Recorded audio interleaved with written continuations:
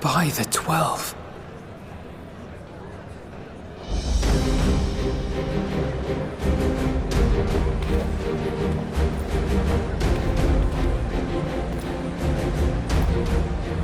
Glad you could join us. I hope you don't mind, but we went ahead and started without you. As you can imagine, our traveling companions were eager to become acquainted. 'Tis a rare thing indeed to see such a diverse and talented group of individuals assembled for a single purpose. We fight not only for the sake of Eorzea, but for the entire world, including the people of Garlemald. Much rides on the efforts of the Ilzabard contingent. Indeed, which is why I am glad to find myself in the company of many trusted comrades, yourselves included.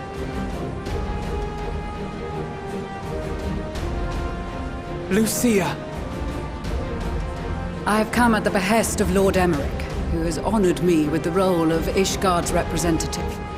And for the good of all nations, not least my former homeland, I am determined to see this mission through to its end. We have a hard road ahead of us, but walk it we shall, together.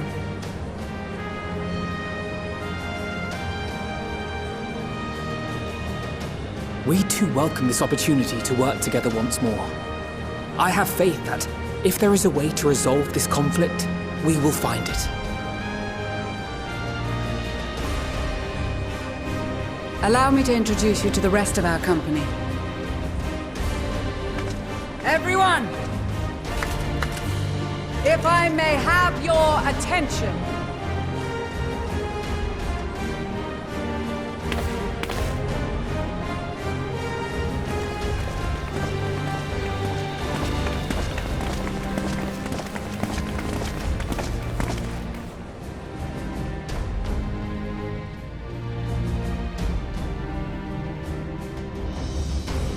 Might I ask you to speak first?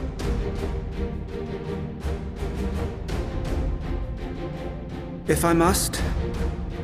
I am Arun Senna, spokesman for the Gridanian delegation. Here on behalf of my esteemed sister, the Elder Seedseer. We shall provide support and protection to those in need during our time in Garlemald. To that end, I am joined by healers selected by the Conjurers Guild, with the Order of the Twin Adder's Finest serving as our escort.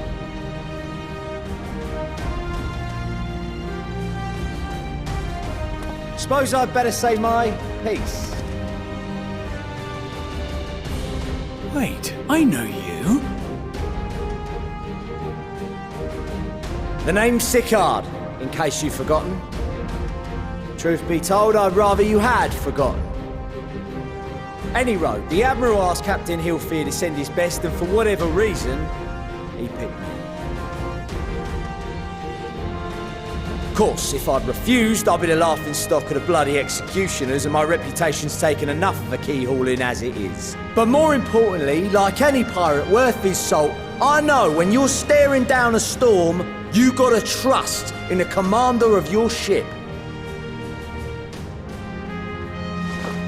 So if the Admiral wants us to go to Garlemald, not for plunder and glory, but the promise of peace in our time, then that's what we'll do.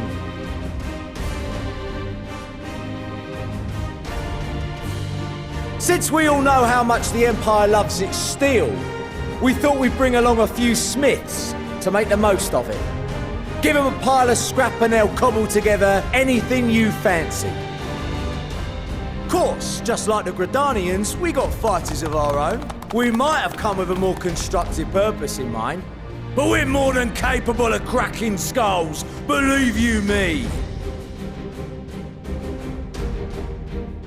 Well, you're certainly raring to go. But then again, so are we. The most dependable warriors of Uldar and Alamigo have assembled at the Sultana and General Aldin's behest.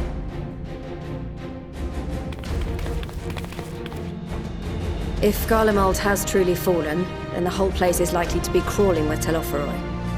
We'll need plenty of troops to clear and hold a path for others to follow. That's where we come in. Naturally, Marshal Tarapin and I will be leading from the front.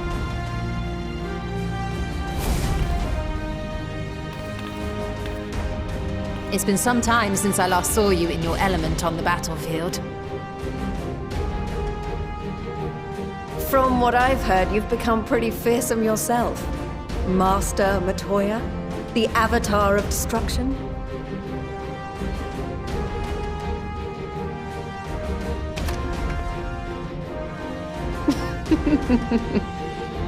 With comrades like these, I know we'll succeed, no matter what awaits us. And then we might finally get a chance to enjoy a good long rest. But until then, let's give it our all.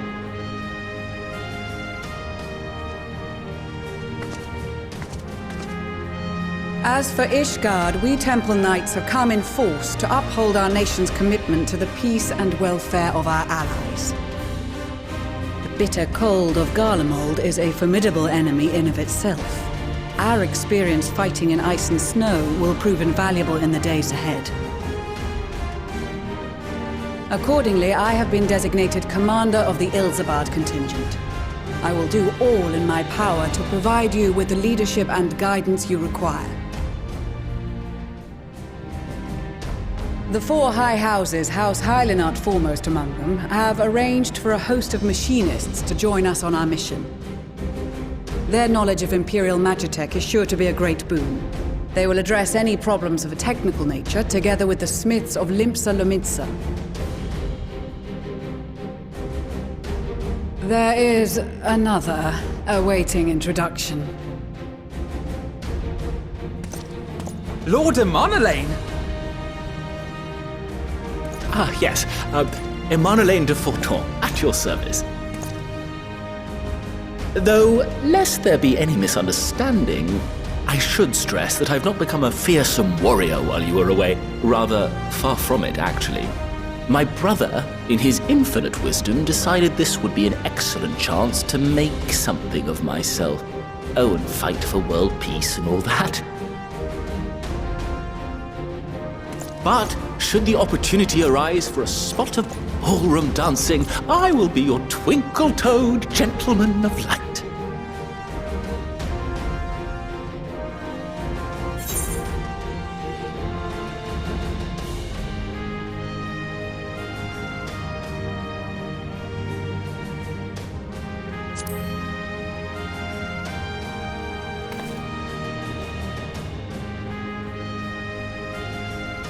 Huzzah! I cannot wait to regale Honoroa with my tales of derring-do. I believe that concludes introductions for the Grand Company of Eorzea. Our allies from the Eastern Alliance were due to arrive some time ago, but it would appear they have been delayed. Would that be the shinobi of Doma? Actually, they've been tasked with relaying messages back and forth between the various Eastern nations. According to Lord Hien, however, an equally capable company of warriors has been sent in their stead. Out of my way, you preening fool!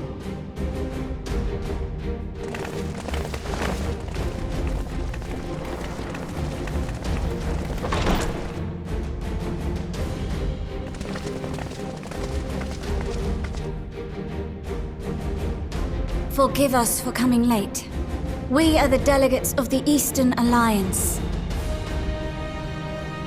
Cyrena, and you've brought company. For battle and blood we come, as a step is sorely lacking in both. No towers befoul our lands, so we marched on those of Doma, only to find them beyond our reach. But now our thirst for slaughter will be slaked. No quarter to the enemy! Sadu Hatun, no. We go to make peace with the Iron Men, not war. Warriors of the Steppe, we've heard many tales of your bravery. We welcome you as allies. And these other ones you have brought are... members of the Dalmascan resistance group, Lente's Tears. And the Bosnian resistance.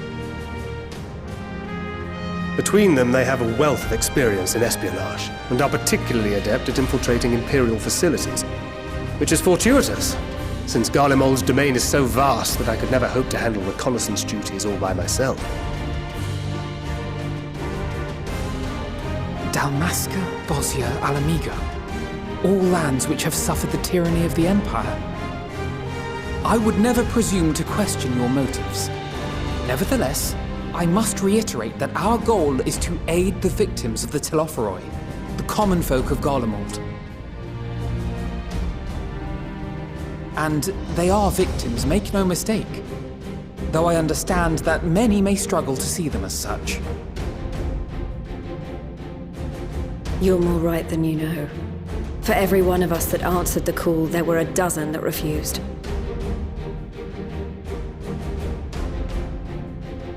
Not only in Alamigo, but everywhere we went. And who could blame them? The Empire's always been the enemy. But after seeing what we've seen, fighting and working against and with Garleans, there's no denying the simple truth. They're just people. No different from you or I. They've got their share of liars and murderers, but so do we. So do we all. Fordola, who once swore herself to Garlemald, has proven herself a trusted ally time and time again. Every Eorzean here knows Cid Garland, the Imperial defector who shared with us countless technological wonders. Gaius bloody Baelsar himself is working to help rebuild Werlid, a nation he once conquered. So you can believe me when I say that every fighter here understands and accepts that the Imperials are not monsters and are deserving of help. Or at least that they were able to put aside their feelings for the greater good. It won't be easy, but we're all determined to make this world a better place.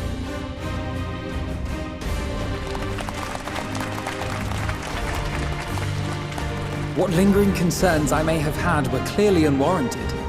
I agree with everything you said wholeheartedly.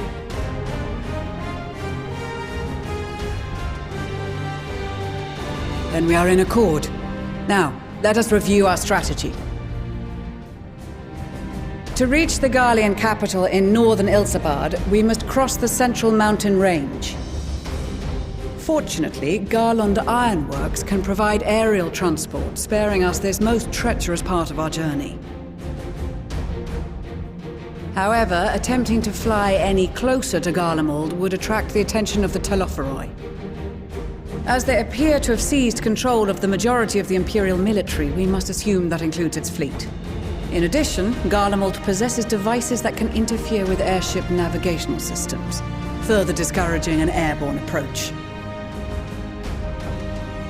Given the circumstances, the closest we dare deploy our contingent is an area between the range and the capital, the Magna Glaciers.